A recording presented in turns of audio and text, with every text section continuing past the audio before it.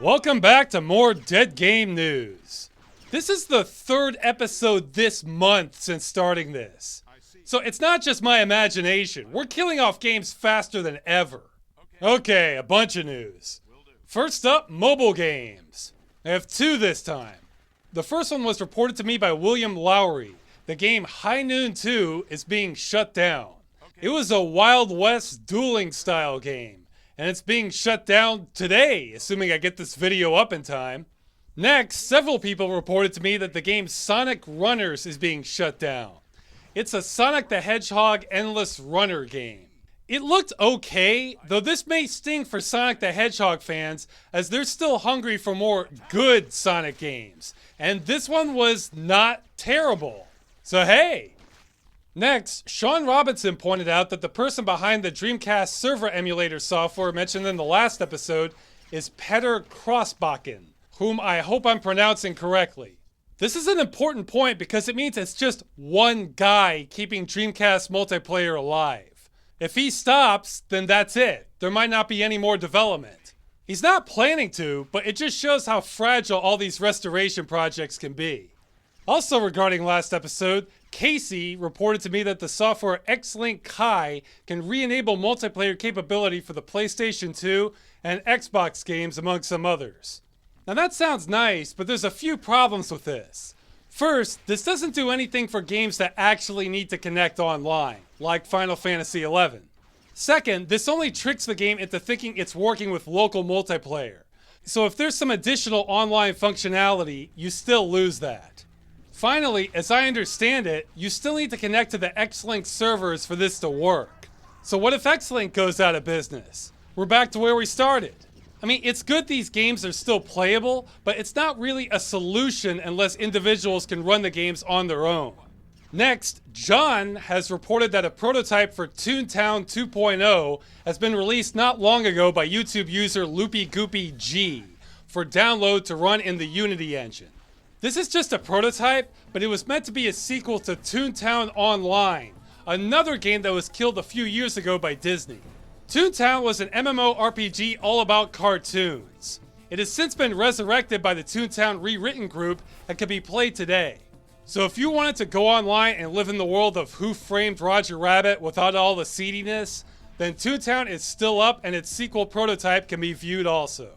And more in MMOs, Arash Plavek, whom I may also be mispronouncing, has reported that the MMORPG Runescape 3 is deleting minigames from the main game. This includes Rat Pits, a game about a cat killing rats, and Mobilizing Armies, a simple RTS minigame. Apparently, this is because the game's engine is written in Java and is hitting a memory cap. So in order to add new content, they need to delete old stuff. Thankfully, that's a really rare scenario, and the content they're deleting apparently wasn't particularly good. But it's something to mention here. Okay, this next item is sort of an odd one. Jesse Robert Cox reports that a port of the game Oblivion for the PlayStation Portable was leaked along with footage of it. This is kind of interesting because the level design was completely different than the normal Oblivion game. Now Bethesda got wind of this and shut it down immediately, but from some of the posts, it looks like this might have been the full game ready to go. I wasn't able to confirm that one way or the other.